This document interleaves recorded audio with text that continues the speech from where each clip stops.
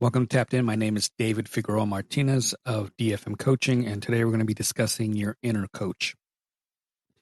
So this is a philosophy that's going to be a little foreign to some people because there's apparently, as I just learned, there's a percentage of people who have no internal monologue whatsoever. I don't understand how that is. There's just no talking to themselves internally. I can't imagine what that's like. I constantly have an inner voice.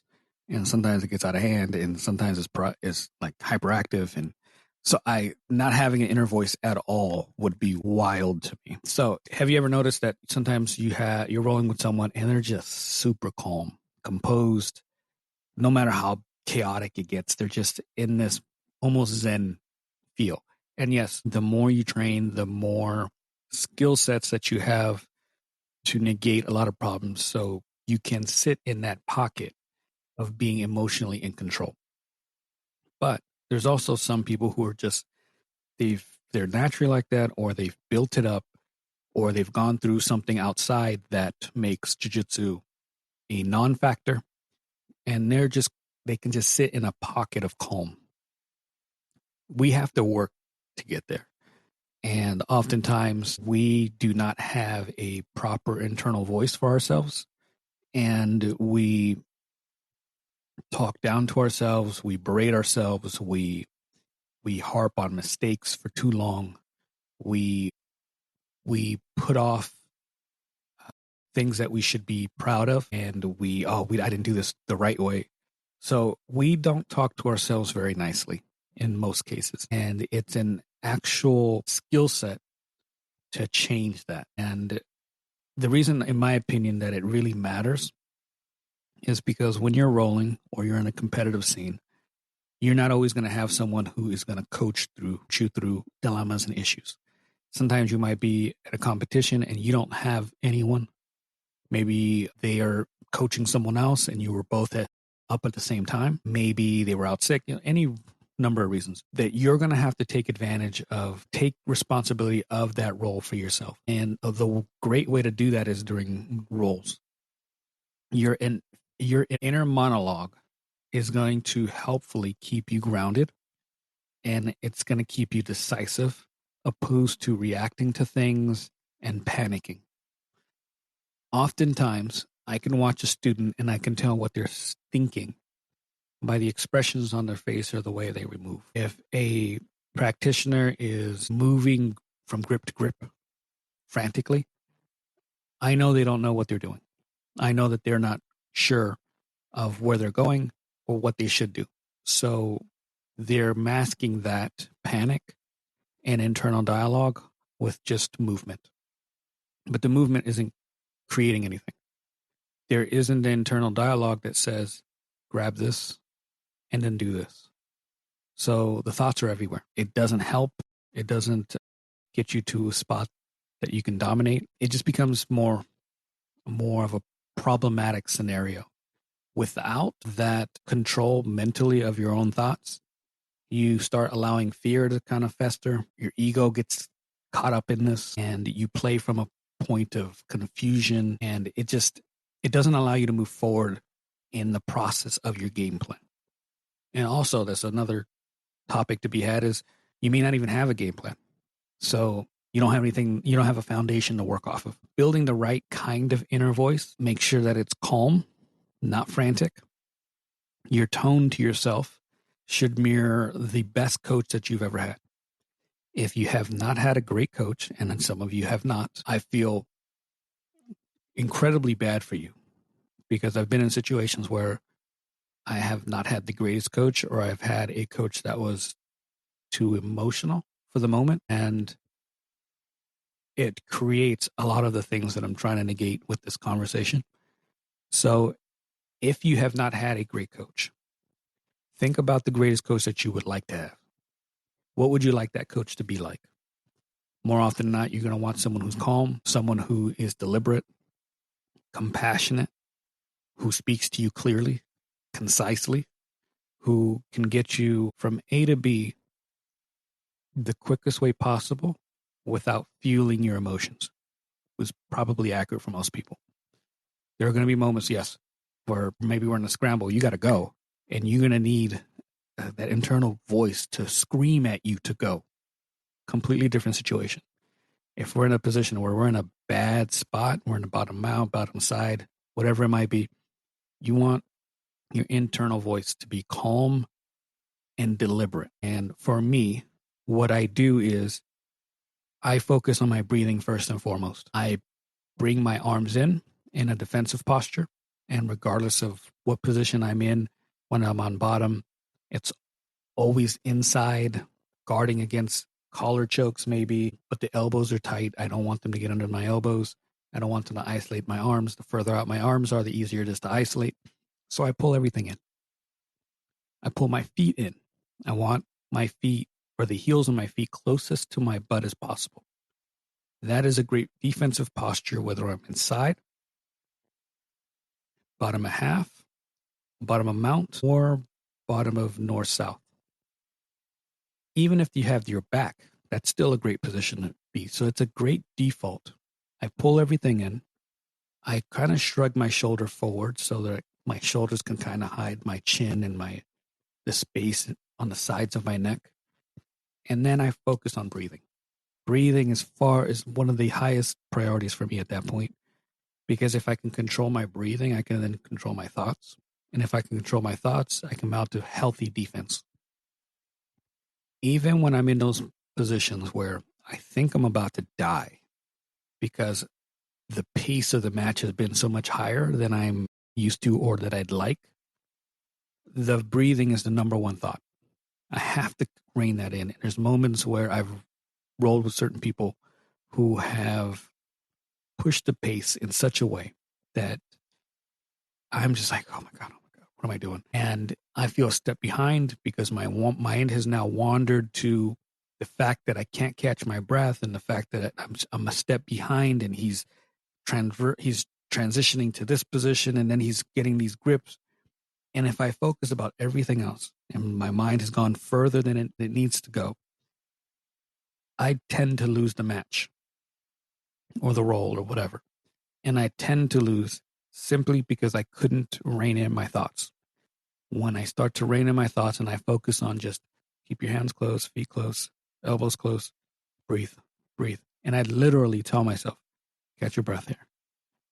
Center your breath. Everything else is going to be okay. We'll mount a defense from here. Everything else is going to be okay. Breathe. And it's as simple as I do it. Other people might approach this differently. I know that there's certain instructors that have this breathing technique. I have 0 breathing techniques that I can share with you, other than taking deep breaths. And I try to hunker down just long enough to catch my breath, be in the moment. And then once I feel centered enough, then my mind goes to, okay, what's currently occupying my threat levels? What's currently occupying what I need to be concerned with? And then we move from there. So I'm very specific. Breathe. Bring your elbows tight, hands tight. Defend. Like make a fortified stance of some sort in this position. What do we need to do next? And oftentimes for me, because I've been training for so long, it's very familiar movements. It's just I have to center myself before I can get to any of those things. When you make mistakes, be constructive. Critique your judgment and specifics, not emotions or responses that are emotional.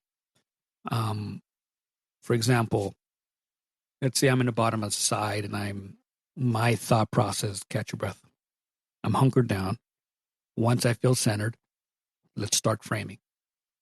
Frame here, shoulder under the neck, frame against the hip. Let's test his balance.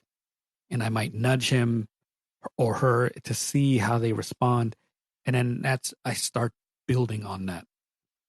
I don't want to say to myself, hey, I got swept into side control, or they passed my guard into side control. That was dumb. I can't believe I did that dumb shit. I can't believe I allowed this guy to do this. Oh, what's wrong with me? None of those are constructive, and they're taking up valuable computing time and power, settling on things that do not matter. So switch that off pull away the emotions, and we're like, okay, what do I need to do right now? So ways to train that inner coach. I have actively in the past, not so much now, done kind of like shadow coaching in a sense where I narrate the round as it's going. And I'm talking to myself like an announcer almost watching a football game. All right, so he passed the guard. He had his grip here. And it kind of allows me to take in details better than if I'm just reacting to things. And it forces me to focus on what he or she is doing for me then to then respond to. Oftentimes, we're in the heat of it and we're just moving and moving and moving, sometimes for the sake of movement, thinking that we're creating something, and we're really not. So understanding what they're doing, kind of playing it in your head a little bit. It doesn't have to be super detailed, but all right, his weight's forward. What do I do if his weight's forward? Okay, his weight's still coming forward. Let me get this underhook. Oh, he's pulling away from me. All right, perfect. I'm going to frame on the hip escape, and slide my inside knee through. So those types of commentary are super useful for me. I don't do them as often now, unless I'm in a match with someone who's a lot better than me. But oftentimes now it's so much muscle memory that you kind of do it. Or you get triggered. He does something and I don't think about it, but I feel the weight shift a certain way. I don't have to say it to myself. It's a moment to feel. I respond a certain way. Another way that you can kind of help this is film study. If you can record yourself or have someone review it for you, or you review it for yourself, you can see tendencies in how you're responding. You can see motion that maybe you're displaying that you don't need to display. You can see how you respond when you're swept. If you can see yourself when you're being swept and you're not responding, or you're responding and you can see I'm responding to the emotional impact of the sweep, not the sweep itself. Those are areas that you need to start mentally coaching yourself differently on. Trigger words when I'm into certain positions, again, breathe, frame, hip escape. Like there are one word things that snap me into action that kind of help. And when I coach people, I do the same thing. I'll breathe. Sometimes I'll be rolling with someone and I can tell they're out of breath. They're breathing heavy. They're in top. And internally, I'm like, they should be breathing lighter here. They should be, by lighter, I mean, they shouldn't be they should be because you're on top. So every once in a while, I'll remind my training partner who's a student, breathe, deep breaths. And then they'll start doing it for a little bit. And then they'll get out of the habit. And I can tell that they're losing it. They're losing control of their breathing techniques again. I'm like, deep breath, and I'll do it again. So it's just a reminder. Hip escape, breathe, frame. I'll start yelling these out when I'm coaching someone so they understand it's not this big overlapping technique that they need to do. They need to do something very specific at that moment. In the moment, your inner coach should be someone that, or a version of you, I should say, that keeps everything light in most cases. When you have dire strengths, yes, the internal voice can yell. It should be simple. It should be minimal. It shouldn't be a bunch of chatter. Like that doesn't help. So if you can turn the volume down and coach yourself in a way that's a bit more simple, less words, more clarity. Your goal should be to not fill that space internally, but just chime in when needed. Some pitfalls to avoid as I end this is becoming your own heckler. It doesn't help. It's too critical. The responses are usually emotional, which aren't beneficial in the moment.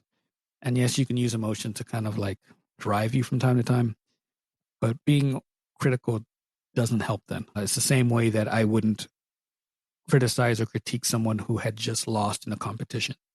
That's not the moment for it. They're not receptive. Over talking to yourself isn't beneficial. You do not want a chatty voice in there. And then copying someone else blindly doesn't help either. So adapt to what I'm trying to say to you and what works best for you. Just like any technique that I show, I never want people to blindly follow it because we're all going to be built different physically and emotionally. So you're going to understand what works best for you. Maybe you've had certain traumas. Maybe you've had certain pitfalls and things that you know about yourself that I am not aware of. Adapt to what I'm saying to you so it gives you the best results.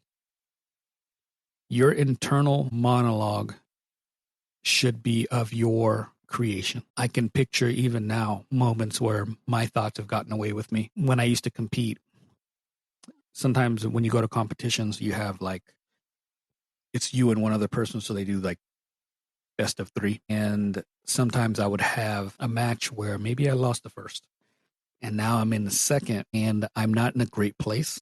Like I just got points scored on me or something, or I'm down on points. And my internal monologue at the time was not the greatest. Sometimes it harped on, oh shit, I can't lose this round. It's the end. But then I'm gassing and I'm feeling like I'm going to die, which happens. Your adrenaline dump. You're trying to catch your breath. And my mind would wander in a negative territory. And it was a challenge for me to rein that back in the moment. And then there were times when I would be winning. Let's say I won the first one. I'm winning the second.